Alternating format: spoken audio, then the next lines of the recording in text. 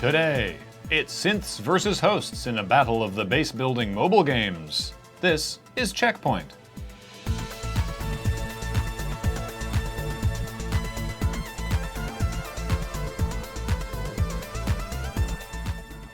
Hello and welcome to CheckPoint, where last week we were accused of doing a journalism. Which, while technically accurate in terms of collating information and disseminating a report on a topic, a lot of great games journalists did a bunch of the heavy lifting for the various stories I sourced from, so hey, shoutouts to Joe Donnelly at PC Gamer, Mike Footer at Variety, Mark Brown at Wired, and Kathleen DeVere, formerly of Inside Mobile Apps. Oh, that's right! We've been journalism the whole time! Bandai Namco is hosting a globe-spanning Dragon Ball Z fighting tournament, and it's extremely Dragon Ball, which means at least some things are still good and right in this world. The tournament will have 7 worldwide qualifying events in the US, the UK, France, Australia, Japan, Mexico, and Singapore.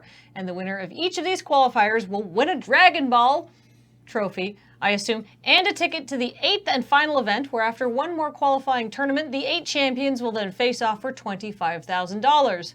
But wait! What if one person flies all over the world to compete in the first 7 competitions and wins all of them, said nobody ever, except for one person at Bandai Namco because they've planned for that eventuality. If one person manages to win all 7 Dragon Balls at the qualifying events, the grand finals won't be a top 8. It'll be a one-on-one against the winner of the 8th tournament in a best-of-10 match showcase.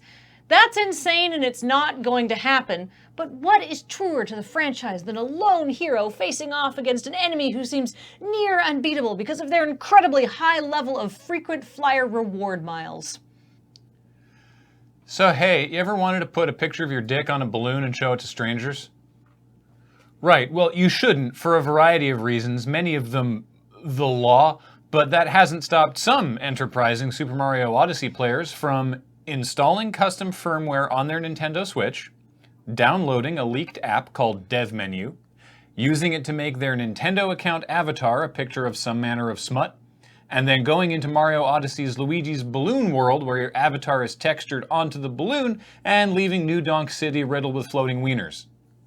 That's an awful lot of effort just to show porn to children, you fucking weirdos. This is why we can't have nice things like custom avatars or a Mario game where people aren't trying to show porn to children. Thunder Predator, a Brazilian Dota 2 team, has been disqualified from the South American qualifying competitions for the International. But they have made great strides forward in whatever the equivalent of doping is in esports, so that's something. According to Kotaku's report, Thunder Predator player Juan Atun Ochoa was using macros mapped to his mouse to automatically activate Meepo's poof ability, a powerful but complicated move that requires an extremely high skill level to execute quickly when there are multiple versions of Meepo on the field. Thunder Predator, for its part, says that mapping a complicated series of instructions to one button on a mouse doesn't constitute cheating and didn't give an unfair advantage, but pretty much everyone else disagrees, so I don't play Dota 2, so honestly I barely understand what's going on here, but I think we can all agree that if your micro is bad, subbing a macro is not going to help. It's time for more legal fun, but this time it's a little more straightforward even if the parties involved are a lot bigger.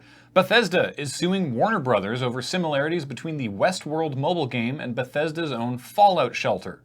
When the Westworld game came out, everyone who looked at it basically said it was clearly a ripoff of Fallout Shelter, which, as we've discussed, isn't really legally actionable by itself. But here's the thing.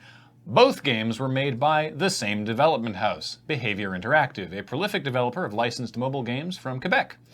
Behavior is also being sued, by the way, because if Bethesda's allegations are correct, then it's super their fault. Actually, I guess them developing both games is not even the thing, because I mean, if Fallout Shelter was such a big success and you're Warner Brothers and you want to make the same kind of game, why wouldn't you go to the same developer? There are, however, 2 wrinkles to that plan. Firstly, Bethesda alleges that Warner Brothers not only chose Behavior because of their success with Fallout Shelter, makes sense, but because they would have proprietary knowledge and data on things like marketing and demographics for Fallout Shelter that they definitely aren't allowed to share with a competitor. That's a little something called trade secrets. The other thing is that Behavior is allegedly using the same Fallout Shelter source code for the Westworld game, code which Bethesda legally owns. Bethesda noticed bugs in Westworld that were the same as bugs in Fallout Shelter. Also, as funny as it is to talk about Bethesda's games being buggy, and that is funny, these particular bugs were caught and fixed before Fallout Shelter's public release. So at least behavior has that win going for them. But seriously, this will probably ruin the company.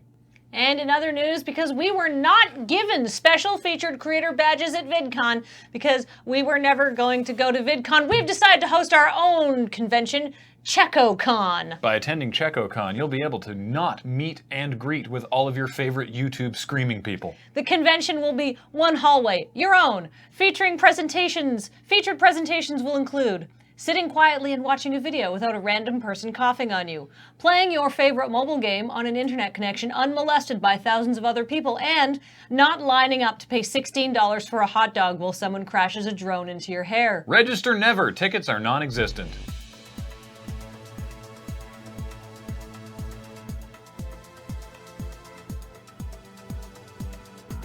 Coming up, after a no-show at this year's E3, disappointed fans, Tetsuya Nomura has admitted that Square Enix might have announced it was working on the Final Fantasy VII Remake too early. The game, originally announced in 2015, is now actually in development, according to Nomura, as opposed to whatever else Square Enix has been doing these past 3 years.